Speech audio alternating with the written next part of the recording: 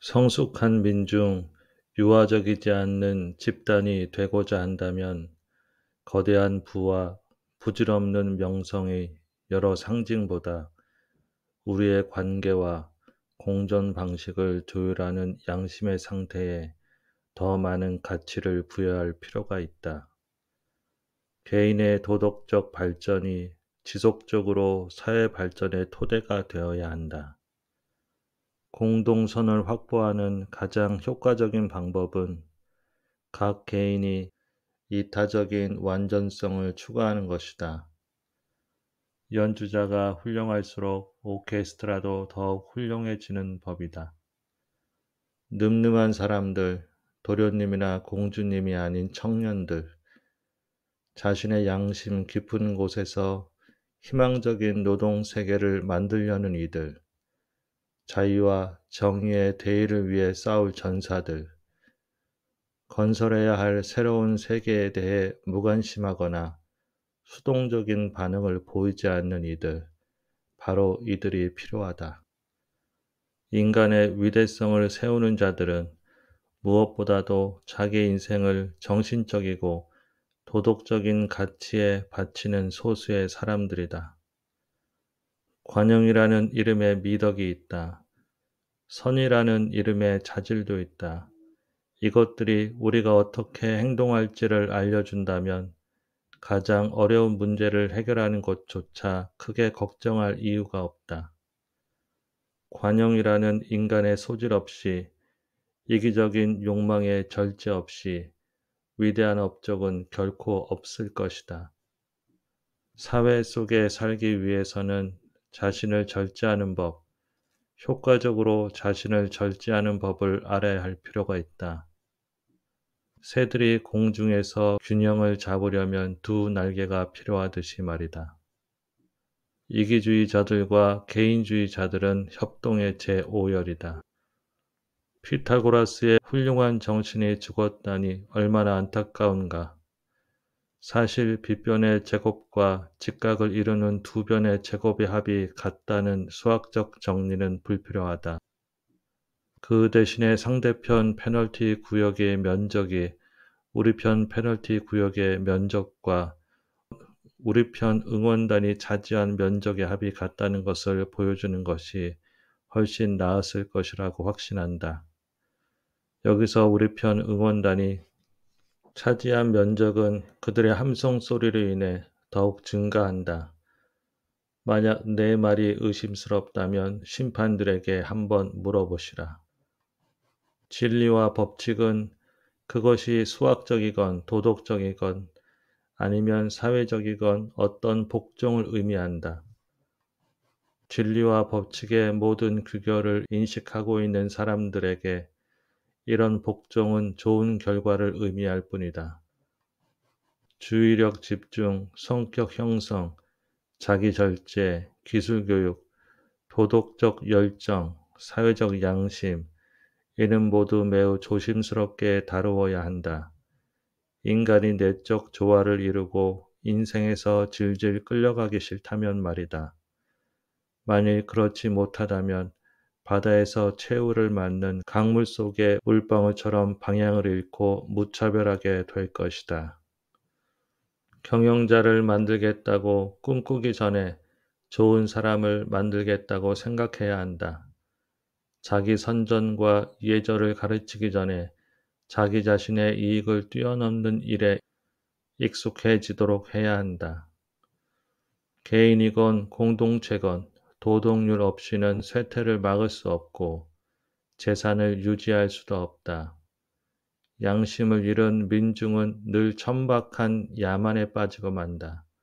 그 야만으로 인해 무분별함 속에서 본능적으로 만들어낸 바로 그 질서와 조화가 사라진다. 본능의 힘과 용맹, 그것이 제 아무리 강력할지라도 결핍을 충족시키고 무기력을 극복하는 데 도움이 되지는 못한다.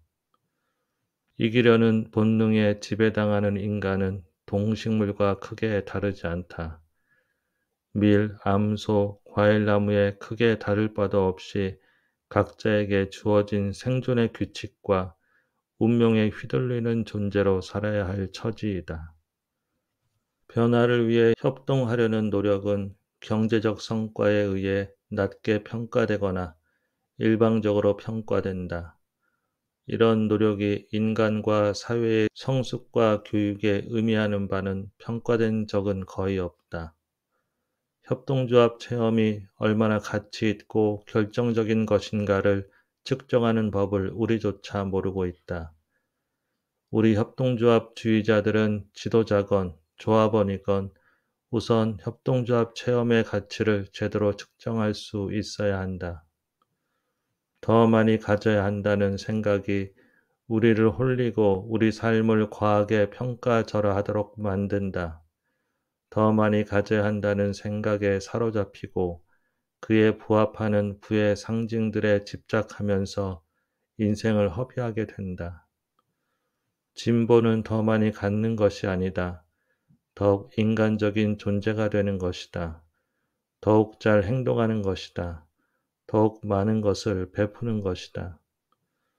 행동하되 이기려 들지 말고 창조하되 소유하려 들지 말고 진보하되 지배하려 들지 말라. 좋은 것이라도 확산되지 않으면 사라지고 만다.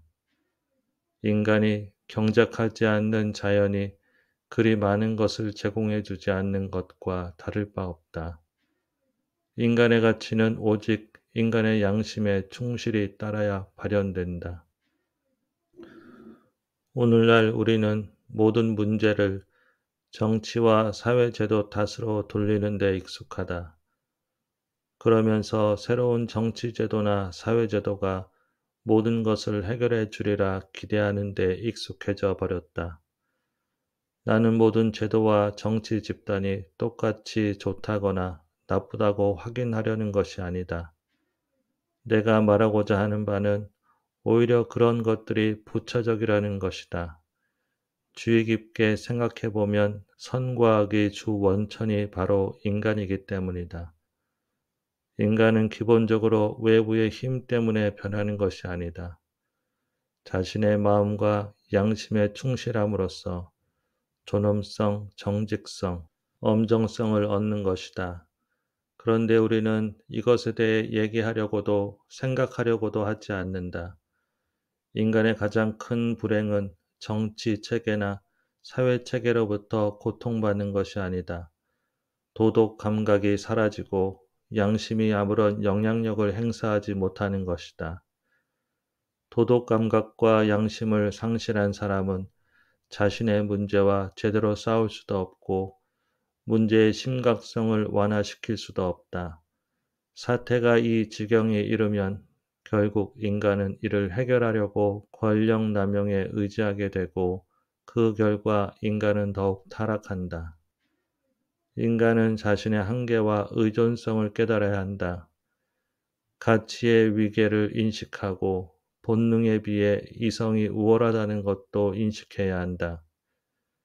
자연 전체와 그 자연의 일부인 인간 모두를 연결시켜주는 자연법이 존재한다는 것을 인식해야 한다. 복음을 믿는 것은 인간을 믿는 것이다. 인간의 혈통과 문화, 부와 권력보다 인간의 소명과 존엄성을 더욱 믿는 것이다. 예수 그리스도의 권리를 천명하는 것은 힘없는 자의 권리를 선언하는 것이다. 위대한 진리는 정말로 그렇다면 바로 그 때문에 모두가 인식할 수 있다. 양심이란 전통적인 규범 이상의 어떤 것이다. 양심은 바로 인간과 신의 음성이다. 인간, 특히 현대인은 정말로 불쌍하다고 여길 만하다. 개인적인 생활도 의식적인 활동도 그 표현이 최소한으로 축소되었다. 선량할 의무가 행복할 권리보다 더 절박하다. 인간은 미덕의 우월성에 대해 매우 강력하고 생생한 감정을 간직하고 있다. 그러기에 거대한 범죄조차 망토 아래 숨으려고 하는 것이다. 누가 감히 인류, 질서, 사회, 공화국 혹은 하느님의 이름으로 지난 수년간 저질러진 모든 것을 정당화할 수 있겠는가? 불의, 복수, 증오, 기근, 어떻게 하느님이 이 모든 것을 용서할 수 있을까? 사람의 이기주의에 대해 비판하지 않고서 사람과 사람이 서로에게 어떻게 행동해야 하는지 가르치는 것은 바다에서 쟁기질을 하는 것과 같다.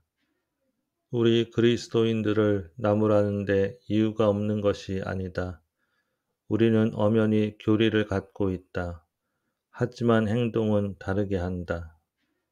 그리스도인이란 진리를 간직하고 있다는 것만을 의미하지 않는다. 무엇보다 진리를 실천하는, 즉 올바른 일을 행한다는 뜻이다. 진리를 간직하는 것만으로 그리스도인이 되기에 충분하다면 녹음된 음반도 그리스도인이 될 수 있을 것이다. 행동으로 바뀌어야 훌륭한 사상과 말씀이라고 할 수 있다. 인간의 진면목은 지능의 예리함과 범위가 아니라 마음을 살펴야 알 수 있다. 사랑은 정의의 필수적인 보완제이다. 자선은 정의를 보완해야 한다. 이렇게 느끼고 행동하지 않는 사람들은 팔 수 없는 감정을 팔려는 장사꾼이나 마찬가지이다. 교회를 친구로 둔 민중은 운이 좋다. 그 교회가 민중의 권리를 보호하고 존엄성을 지키는 데 지대한 영향을 미칠 수 있기 때문이다. 민중이 교회를 자기 곁에 둔다면 그 누구도 감히 민중에 대한 폭압을 행사할 수 없을 것이다.